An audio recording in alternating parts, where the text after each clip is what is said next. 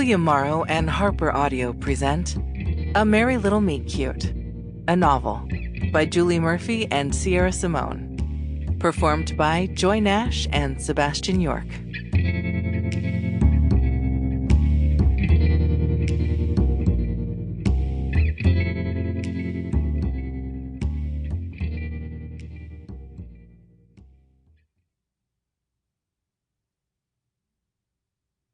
A note before we begin. For a map of Christmas Notch, don't forget to download the accompanying enhancement PDF from your audiobook provider, or go directly to harpercollins.com/pages/A Merry Little Meet Cute. To Bob Murphy and Doug Hagen, you've always been like fathers to us. And we love you, but you probably shouldn't read this one. Let's go get the shit kicked out of us by love. Sam, Love Actually. This year you're my only wish. Babe, you're on my naughty list. Ink, naughty list. Mary Inkmas, Boot Camp Records. Prologue. Teddy Ray Fletcher. A tusk, he repeated, just to make sure he'd heard right. A wooden tusk, the voice clarified. Teddy heard the whoosh of traffic and the sound of a car door closing. Why was it that managers and agents were always going places when they called? Did they save all their phone calls for their commutes? 3 broken arms, 2 broken legs, and 5 concussions between the 4 of them. Steph DeRezzo finished over the hum of an accelerating car. Teddy looked down at his desk. An acrylic thing his ex-wife had gotten him from IKEA before the divorce. A very stressful production schedule looked back up at him. He looked away from it, trying to focus on the picture of his 2 kids grinning from within his arms, their tiny hands clutching the tiny pumpkins he'd bought for them at the pumpkin patch that day. They used to be so little and so inexpensive. Okay. So you're telling me that my entire costume and hair team went into the desert and stood under a wooden tusk, which then collapsed on top of them, and now they can't work on the movie, which starts tomorrow.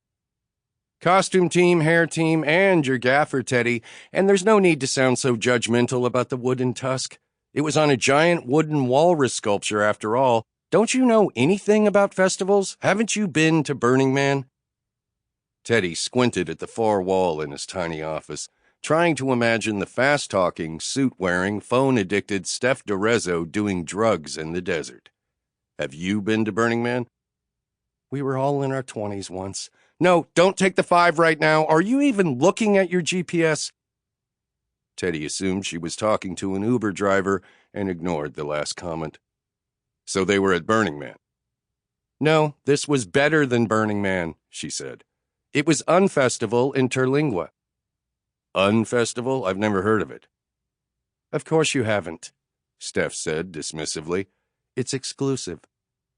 Ah, he said. Invite only. No, Teddy, it's uninvite only. Okay, uninvite only to Unfestival, where a wooden walrus fell on my crew. Just the tusk, she clarified. Will it stop dinging at me if I put on my seatbelt? Oh, good. And the walrus was part of the Alice in Wonderland theme, Teddy. It wasn't just a random wooden walrus out on a mesa. She scoffed as if that would be bananas. And how do you know all this before I do? He asked. Well, about that, Steph said, and it was in that brisk I have some bad news voice that all managers seem to have. Teddy's butthole clenched.